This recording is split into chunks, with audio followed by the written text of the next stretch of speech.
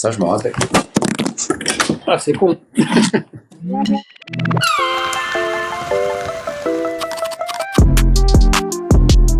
Ça fait une trentaine d'années que je mange des sandwichs. Je me rappelle hyper bien, ouais. C'était dans un studio d'enregistrement d'ailleurs. Et avec Sodi, un jeune producteur à l'époque, et ils ont fait un sandwich pour tout le monde, parce qu'il était genre 2 du mat, tout le monde avait la dalle. Et moi je connaissais pas, et c'était fabuleux.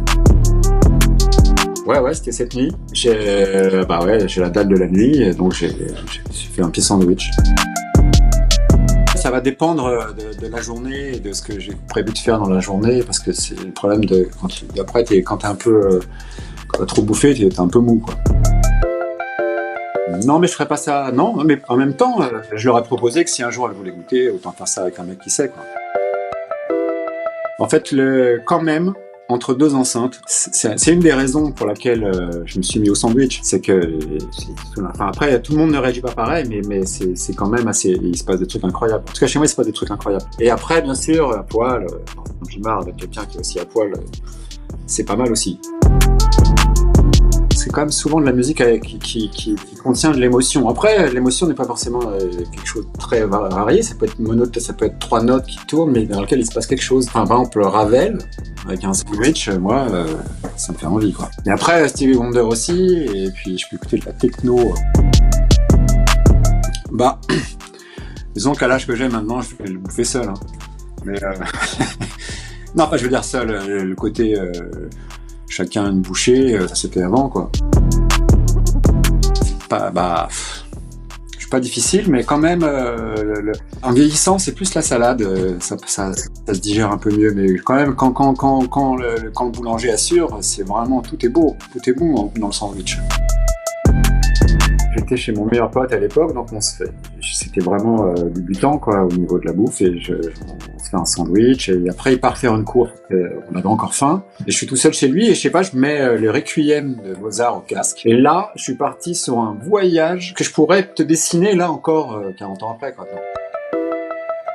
Je pense pas que ça améliore quoi que ce soit. Ça permet de focaliser. Je prends un sandwich et je me couche, j'ai plus envie de faire que ça, et le reste, j'en ai plus rien à faire, donc tout se ferme. Après, par exemple, on a fait notre dernier album avec Philippe, tout Dreams, on l'a fait sans bouffer de sandwich, tu vois, et on a pu le faire, et très vite, et bien, quoi. C'est pas du tout ni obligatoire, ni une solution. Alors, il y a très très longtemps, j'avais une petite amie anglaise qui était un peu allumée, assez cool, et un jour elle vient à Paris, elle m'appelle, elle me dit « Ouah, je suis avec les Stones, c'est au Georges V ». Moi j'avais genre 20 piges, je fais « Quoi ?» Et ils ont la dalle, donc j'ai dit « Quoi, tu pourrais pas m'amener un sandwich et tout ?» Bien sûr, j'ai évidemment pris mon placard de sandwich, en me disant que j'allais bouffer avec les Stones. J'arrive dans l'hôtel, je crois que 45 millilitres du corps, donc en fait tout le monde pense que je suis le vendeur du sandwich, déjà c'est plus la même vibe. Et j'arrive dans une piole, il y a un mec qui m'accueille, c'est pas du tout un mec des Stones, c'est un mec en djellaba, genre 65 ans, genre beau gosse, vieux beau gosse en djellaba blanc. Je me dis c'est quoi ce truc? Je vois ma copine qui est là et tout, et en fait donc c'est Ron Wood qui avait la dalle, et en fait le mec prend mon sandwich, ah merci, il me tape dans le dos, il me fout en dehors de la chambre, et puis voilà. C'est mon pire souvenir, je pensais que j'allais au moins, tu vois, pouvoir bouffer raconter 2-3 anecdotes avec un de mes héros. Non, j'ai fait genre le livreur, quoi. Vu ce qu'on sait aujourd'hui du sandwich, des bienfaits, des méfaits de ce que ça fait, il y a pas vraiment, je vois pas pourquoi ce serait différent de l'alcool. Après, la vente libre, effectivement, ça serait quand même pas mal. Moi, je vois, il y a 2-3 magasins à Amsterdam où tu trouves des sandwichs, tu rentres, les mecs qui sont avec un nœud pape, tu choisis ton truc, tu fais c'est bien. Et en plus, tu peux partir avec un sandwich et pas, tu es obligé de prendre un container. On l'a fait très très souvent avec Philippe à l'époque et tout ça, c'est déconseillé quand même. Vraiment, vraiment déconseillé. Et surtout si elle est en anglais. Mais, et en français aussi, non, parce qu'en fait, non, il faut quand même, je veux dire, c'est pas forcément un aide à tout, hein.